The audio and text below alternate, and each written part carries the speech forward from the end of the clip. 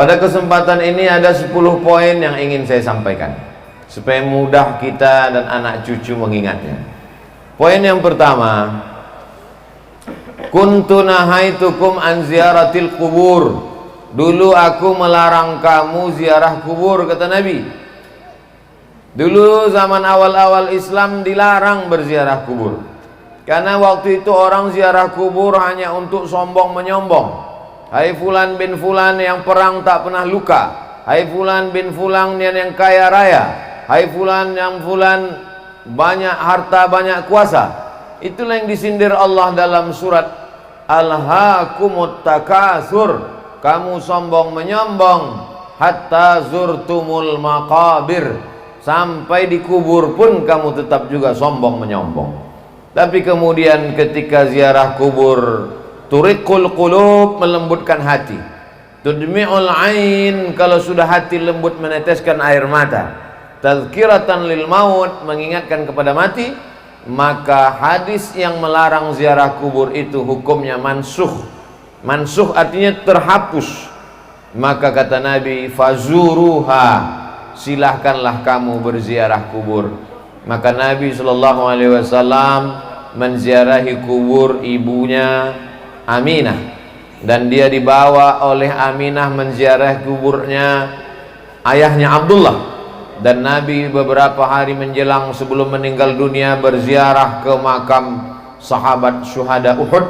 Kalau kita ke Masjid Nabawi terus berjalan ke belakang sampailah di Uhud, Nabi berziarah ke Uhud beberapa hari menjelang menghadap Allah Subhanahu wa taala, seolah-olah dia mengucapkan selamat tinggal kepada orang-orang yang ada di Uhud. Jadi tentang masalah ziarah kubur tak ada ikhtilaf di antara ulama. Kita boleh berselisih pendapat kalau pada masalah itu ada ikhtilaf. Boleh kata Maliki, tak boleh kata Hambali. Boleh kata Syafi'i, tak boleh kata Hanafi. Adapun tentang ziarah kubur, maka hadis qauli, hadis fi'li. Hadis qauli, fazuruha, ziarah kuburlah kamu. Hadis fi'li, perbuatan Nabi Muhammad SAW. Maka tak ada yang bisa mengelak daripada berbuat perbuatan ziarah kubur, karena dua-dua dalil menunjukkan tentang disunnahkannya berziarah ke makam orang-orang beriman. Ini poin yang pertama. Poin yang kedua, Nabi SAW tidak menyebutkan waktu tertentu, tak menyebutkan batas tertentu. Maka ini pernah ditanyakan kepada ulama Al-Azhar namanya Syekh Atiyah Saqar. Beliau menjawabnya dalam kitab Fatawa Al-Azhar. Syekh, apa hukumnya berziarah pada waktu tertentu, menjelang Ramadan, pagi Idul Fitri? Maka kata Syekh Atiyah Saqar, berziarah kubur itu hukumnya umum, maka berlakulah hukum umum.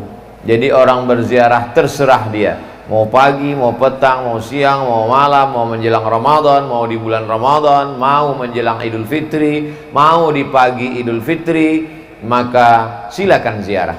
Adapun hadis yang melarang, la'anallahu zuwaratil kubur, Allah melaknat perempuan yang berziarah kubur. Bunyi kalimatnya, Allah melaknat zuwaratil kubur, perempuan yang ziarah kubur. Maka sesungguhnya di situ ada kronologisnya. Ada seorang perempuan, anaknya meninggal, lalu dia ziarah pagi, ziarah petang, ziarah siang, ziarah malam untuk mempersedih-sedih diri. Ada seorang perempuan yang suaminya meninggal, diziarahinya tiap hari hanya untuk membuat dirinya semakin berduka, semakin bersedih, lalu kemudian niyahah meratap. Maka Nabi mengatakan, la'anallahu zuwaratil kubur, Allah melaknat mereka yang selalu ziarah kubur hanya untuk mempersedih-sedih diri. Adapun berziarah kubur untuk mengambil pelajaran, maka sesungguhnya kita amat sangat dianjurkan. Waktunya tidak terikat dengan apapun, maka bebas kapan saja. Hari baik, bulan mulia. Poin yang ketiga, adapun berziarah kubur menjelang Ramadan, maka sesungguhnya bulan mulia ini mesti disambut dengan kesucian hati. Disucikan hati dengan berzikir, tadi sudah. Disucikan hati dengan tabligh akbar pengajian selepas subuh, tadi sudah. Maka disucikan hati dengan mengingat mati. Wa kafa bil mauti wa'iza, cukuplah kematian itu sebagai nasihat. Ada nasihat yang berbunyi menggelegar, khutbah hari Jumat. Ada nasihat yang disampaikan alim ulama dalam bentuk nasihat.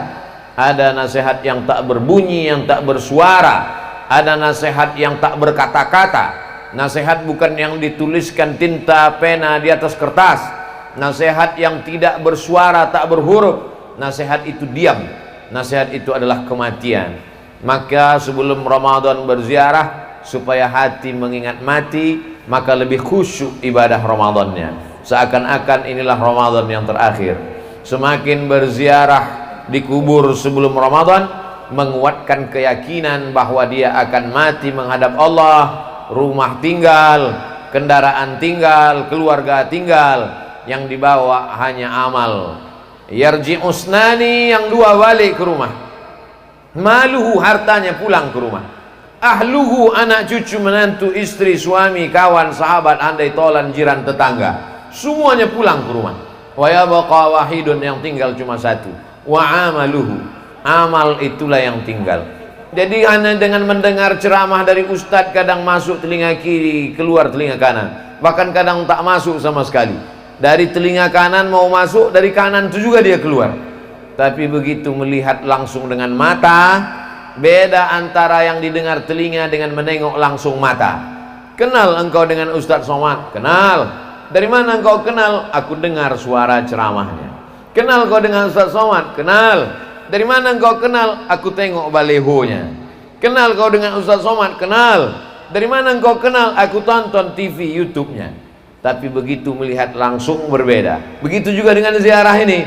Maka sesungguhnya dengan langsung datang ke kubur, duduk di samping kubur, berziarah di kubur, maka kita melihat langsung nyata bahwa orang-orang tua kita itu, maaf beribu maaf, mereka sudah pindah ke alam yang lain, tinggallah semuanya.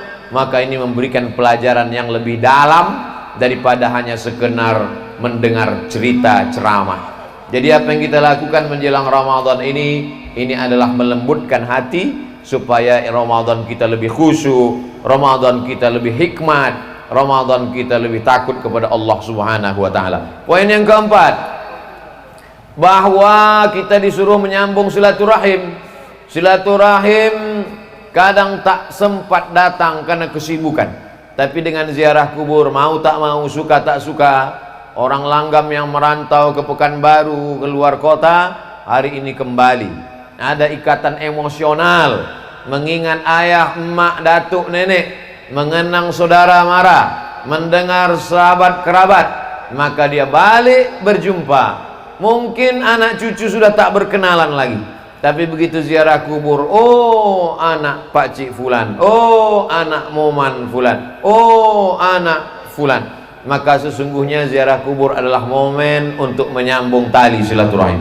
Man ahabba yubsatalahu fi rizqihi, siapa yang mau lapang rezekinya, wa yunsa'alahu fi atharihi, mau dipanjangkan umurnya, falyasil rahimahu, maka hendaklah dia selalu menyambung tali silaturahim. Menyambung tali silaturahim di masjid sudah, menyambung tali silaturahim di pengajian sudah.